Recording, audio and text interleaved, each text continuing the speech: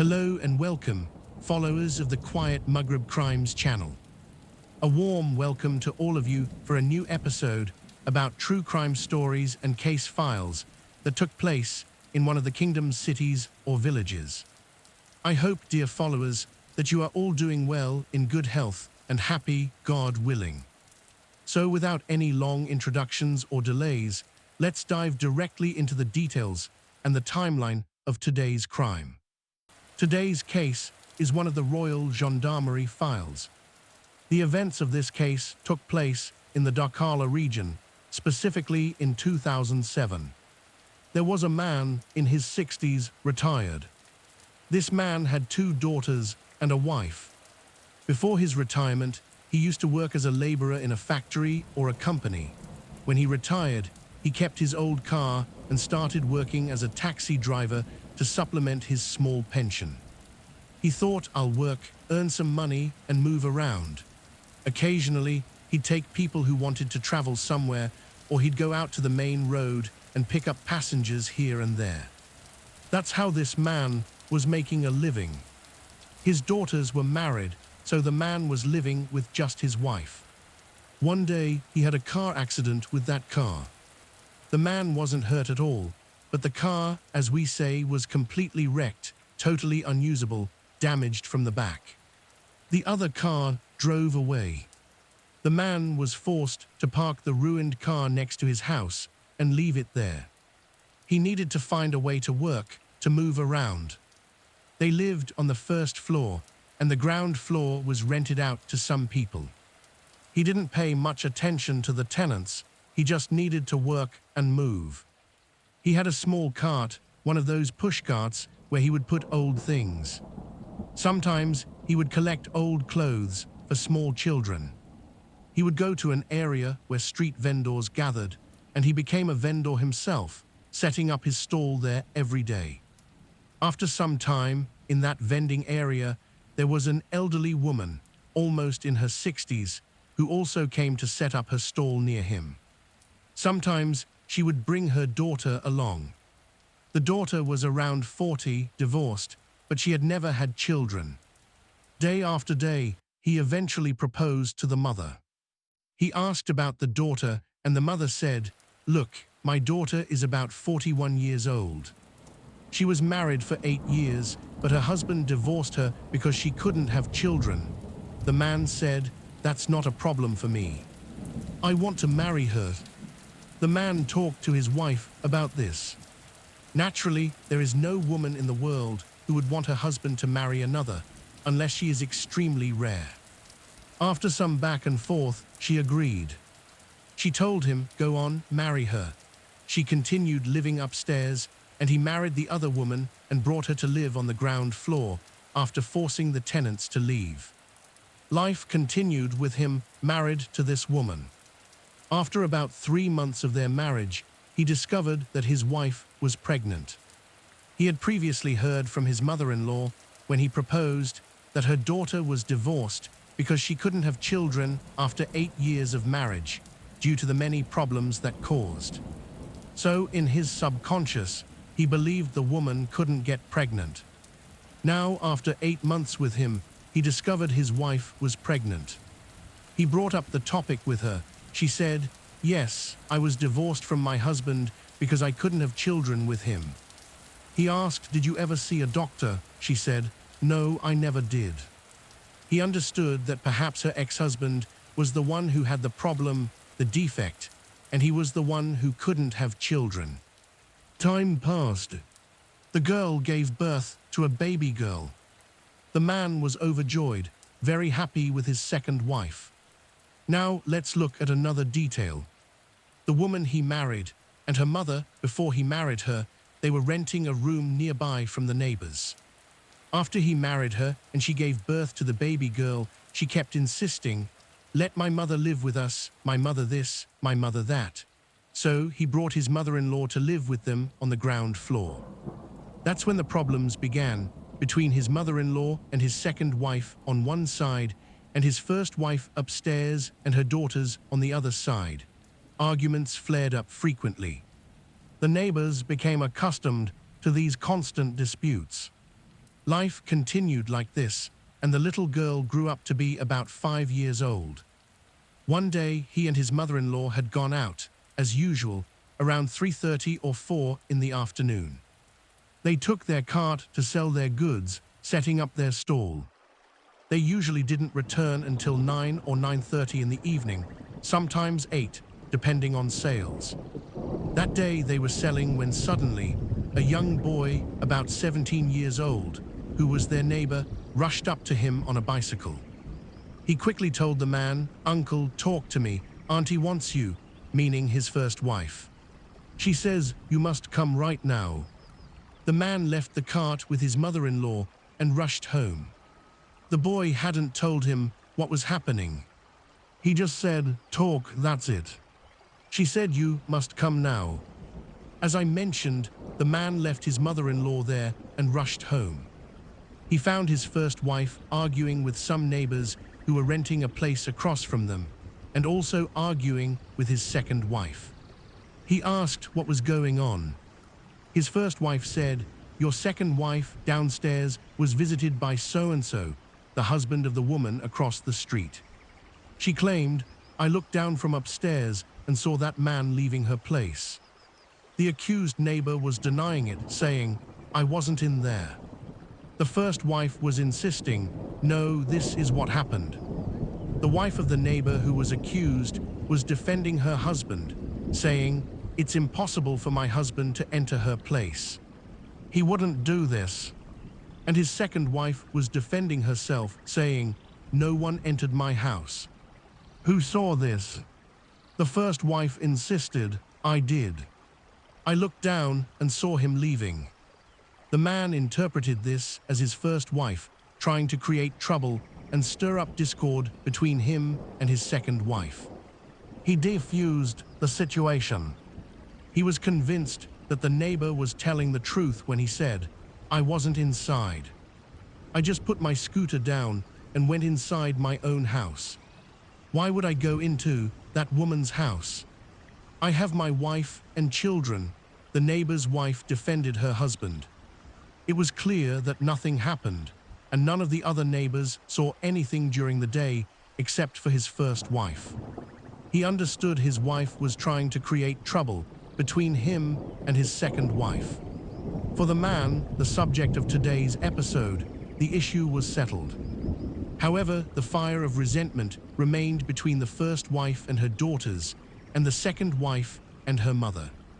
The arguments continued daily.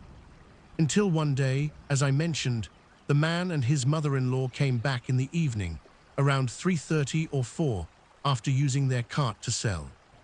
When they arrived, they would leave the cart outside, chained to a window, and bring the goods inside.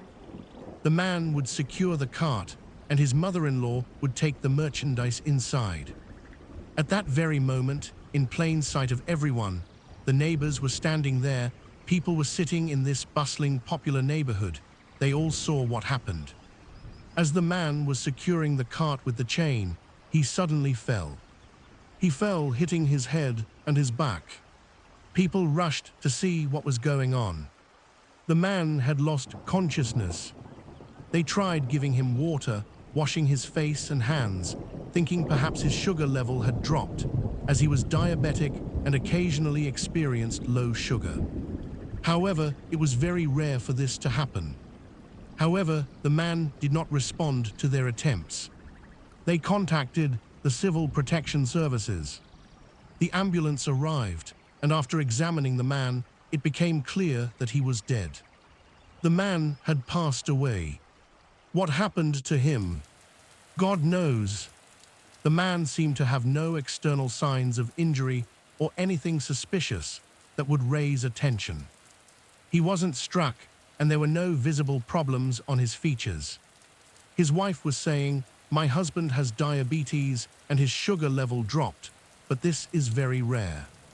The neighbors who were there said, "He was talking to some people here, but he didn't seem himself. His speech was heavy, as if he was absent-minded. We thought he was just preoccupied with his own business." Then, while he was securing the cart, they saw him fall. They notified the authorities. The Royal Gendarmerie arrived at the scene. These statements, all the details we've mentioned, were taken from the witnesses present and from the paramedics who arrived at the scene. The paramedics stated, "We found the man already dead." They took photos of the person, and physically, there was no problem with his appearance or his physiological condition. The hearse arrived and transporting the body to the morgue. His mother-in-law gave her statement, and this is a normal procedure. Up to this point, there was nothing to suggest a crime. This would be determined later by the forensic doctor, but these were standard procedures taken by the Royal Gendarmerie. The mother-in-law said, "We were setting up our stall, and at one point we packed up our things and came home." She was asked if the man had any medical issues. She said, "His wife says he has diabetes, but I am his mother-in-law, and he has been married to my daughter for about 5 or 6 years." Although his first wife stated her husband had diabetes, and the neighbors said, "We didn't see anything suspicious, he was just securing the cart and then fell. Everything seemed normal so far, with no apparent problem." When the man's body was transferred to the morgue, his first wife claimed, "My husband was murdered." How was he murdered? She said, "My husband was poisoned." Who poisoned him? His second wife. His second wife retorted, "Why would I murder my husband when I have a daughter with him, and he provided housing for me and my mother?" But the first wife and her daughters insisted, "Our father was murdered. Our father was poisoned with something." The first wife insisted that her husband did not die a natural death, and she took responsibility for her words. The Royal Gendarmerie submitted a formal written request to the Public Prosecution Office. The purpose of this request was to carry out an expert analysis and refer the man's body to the forensic doctor to reveal the circumstances of the death. This is where other details began to surface. The man's first wife and her daughters claimed that the killers were his mother-in-law and his second wife. They were the ones who poisoned him. She added other statements to her testimony. The first wife said, "I agreed to my husband marrying that woman. I agreed because he told me she couldn't have children, and her mother had explained that her daughter was divorced after 8 years because she couldn't conceive." The wife continued, "My husband was always arguing with his second wife, telling her that the girl was not his daughter." She told the gendarmerie, "If you want to be sure, ask the mother-in-law if this problem was persistent between them, and if they brought up this issue during their arguments." The mother-in-law denied this, saying, "No, this topic was never mentioned." The second wife also denied it, saying, "No, my husband never told me this girl was not his daughter. On the contrary, he adored her." However, the Royal Gendarmerie broadened the scope of the investigation. Neighbors confirmed, yes, there was a problem that occurred about 4 years ago, soon after he married that woman. They recalled that his first wife caught someone entering her apartment. That man who was caught left the rental unit soon after. They added that since the little girl was born, he would occasionally argue with his second wife, saying, "She is not my daughter." The neighbors admitted, "We heard this and it reached our ears." But the matter remained unresolved. The first wife was accusing the second wife and her mother of killing her husband, claiming they poisoned him and so on. Because he used to threaten her with divorce whenever they argued, telling her, "I will divorce you." The first wife insisted, "I say they killed him. The forensic doctor will settle this matter." Eventually, the report came out, and it was shocking. The forensic doctor confirmed that the victim had indeed consumed poison, and the poison was in the tea. This was strange because, as we said, the man did not enter his house. He had just arrived, was securing his cart, and then fell. So he didn't go inside his first wife's home, but where did he drink the tea? The investigation had to focus there. The report stated the composition of the lethal poison he had ingested. The mother-in-law was questioned and said, "Yes, when I go out to set up the stall with him, he always asks for a teapot from the mobile coffee stands that serve the vendors." She said, "He always drinks tea." Was someone with him? Yes, it was him and me, and a friend of his. Did you drink tea with them? Yes, I drank tea with them.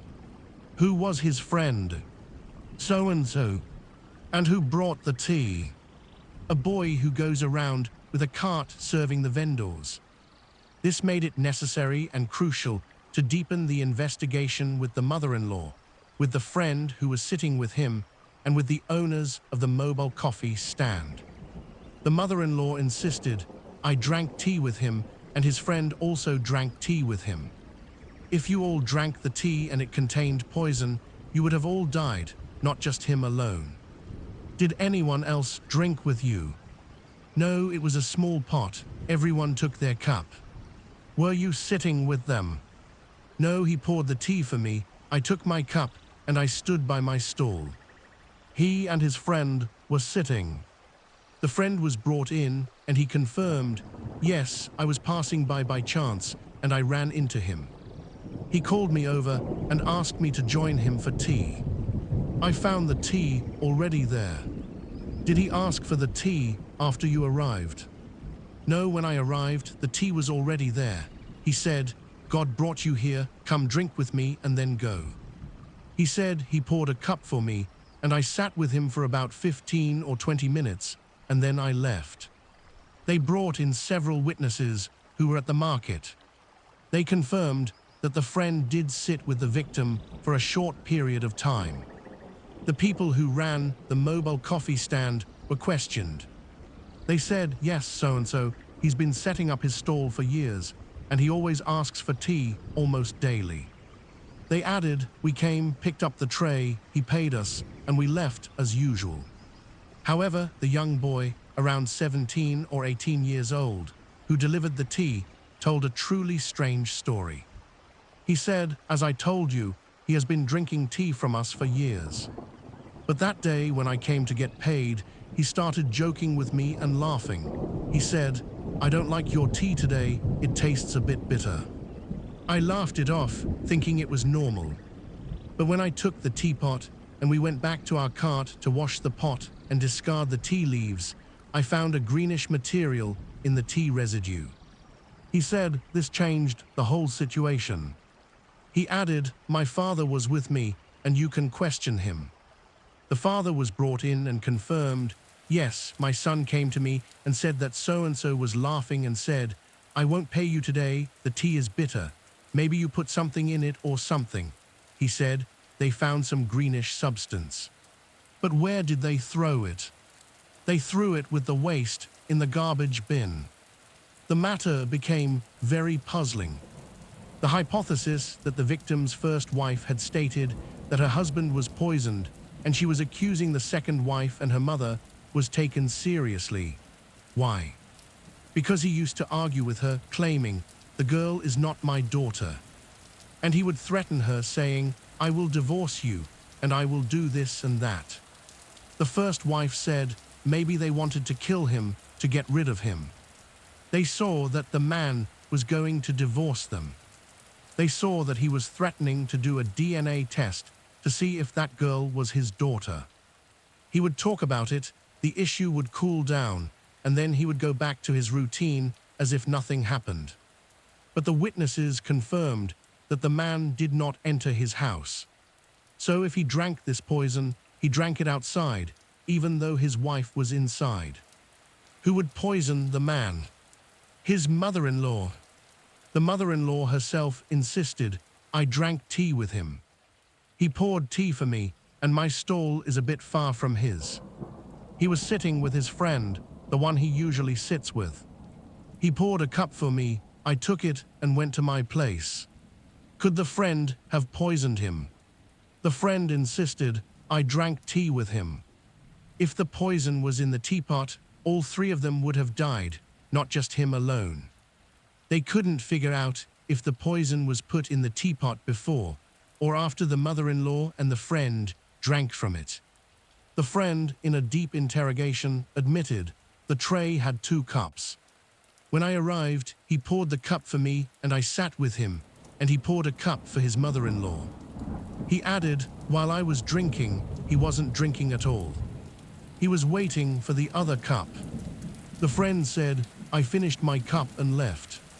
This means that while he was drinking, the victim, may God have mercy on him, wasn't drinking the tea until after the friend left. Maybe the poison was put in afterwards. The investigation was deepened with the friend. He insisted, I only came by chance and I didn't intend to sit with him. His mother-in-law insisted I stay and sit with him. You asked us if your son-in-law often had problems with your daughter. I said, yes, they argue, but I didn't notice the part where he threatens to divorce her. However, the neighbors stated, yes, he would argue with her, saying the girl is not my daughter, I will divorce you, and I will do a DNA test, and so on. But the mother-in-law stuck to her statements. The gendarmerie asked her, do you go with this man? She said, yes, I go with him almost at 3 or 4. I live with him, and we both come back together. On the way, did he sit with anyone? No, he didn't sit with anyone. Did he drink with anyone else? No. So what happened in this case? Could the tea vendor be the one who poisoned him? If he had put the poison in the teapot, all 3 of them would have died. And you were sitting with him. The gendarmerie kept pressuring the daughter, the second wife. She said, I was at home. My husband left around 3 or 3:30 with my mother. My husband had lunch and then took a short nap around 1 or 2, and then he went out with my mother to set up the stall. She insisted that she argued with him. And after confronting her with the statements of the neighbors, she confessed, yes, I argue with him, and he tells me that girl is not his daughter, and so on. But she claimed he knows that girl is his daughter. He talked about doing a DNA test and checking it out, but he never went to do a test because he knew the girl was his. She insisted, I have been living with him for 6 years, and the girl is 5 years old. He never went to do a test. The gendarmerie investigated here and there, and they received a piece of information. A woman who lived near the victim said, I'm telling you this, and I'm telling the victim's first wife, but it should stay between us. I want to inform you. She said the mother of your husband's wife, the mother-in-law, was seen about 5 days before your husband died, or maybe 2 days, or even the same day. The investigation was taking about 5 days. I ran into her at the herbalist shop nearby. She explained, there's a man there who sells herbs and concocts products for women, such as products for hair growth and other things. We will come back to a crucial point at the end of the episode. She said, the mother-in-law said, I have a daughter whose hair is falling out. This woman, the neighbor, said, I heard this conversation. The gendarmerie brought the neighbor in. She told them, I was standing there, intending to buy some herbs, and I overheard the mother-in-law talking to the herbalist, asking him for something that would stop hair loss. She said, my daughter's hair is falling out too much. The herbalist gave her the mixture and said, look, you mix it and put it on her hair, but do not leave it for more than 5 minutes. He warned her, it is lethal poison. Be careful that young children do not touch it and then eat something without washing their hands. He insisted, it is poisonous and dangerous. She assured him, no, don't worry. I will only apply it for 5 minutes and then remove it. So the neighbor heard that what he gave her was poisonous and lethal. This statement reached the Royal Gendarmerie. The woman disclosed this information to the gendarmerie. They brought in the mother-in-law and the herbalist. The herbalist confirmed, yes, this woman came to me and said her daughter had a problem with severe hair loss. I gave her these herbs, and I also gave her a poisonous substance. He explained that this poisonous substance, I will use its symbol, LNT, was a green material. Many women, unfortunately, used to use it at one time, but when they realized it was lethal and could cause a stroke, they stopped using it. He said, "Yes, I gave it to her, and I warned her, 'Please, madam, put this on her head and remove it after 5 minutes. Do not exceed 5 minutes. I told her, be careful that children don't put their fingers on it and then go eat something because it is poisonous.'" Before the gendarmerie could question the woman, they brought her in and asked, "Does your daughter's hair fall out?" She denied it, "No." "Did you go to any herbalist?" She denied it, "No, sir." "Are you sure?" "I am sure." The investigation continued intensely. Finally, they confronted her with the herbalist.